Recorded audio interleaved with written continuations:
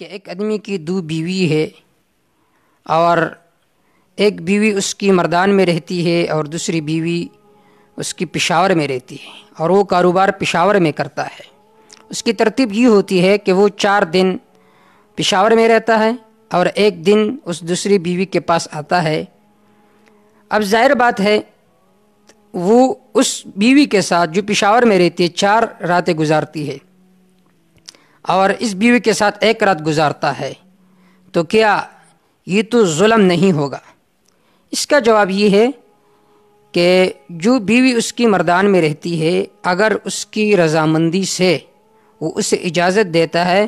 کہ چونکہ آپ کا وہاں پر کاروبار ہے لہٰذا آپ وہاں پر 4 دن رہے، میرا کوئی اشکال اعتراض نہیں ہے، تو پھر یہ آدمی گناہگار نہیں ہوگا، ظالم شمار نہیں ہوگا۔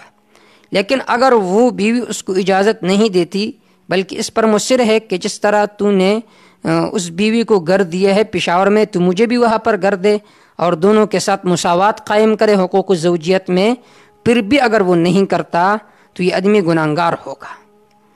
لہٰذا اس کا آسان حل یہی ہے کہ دونوں بیویوں کے لیے ایک ہی گھر رکھے پشاور میں اور وہاں پر ان دونوں کے درمیان مساوات قائم کرے، کیونکہ حقوق زوجیت میں نان نفقہ میں مساوات یہ لازمی ہے بیوی کے درمیان۔ اگر کوئی مساوات نہیں کرے گا تو یہ آدمی ظالم شمار ہوگا۔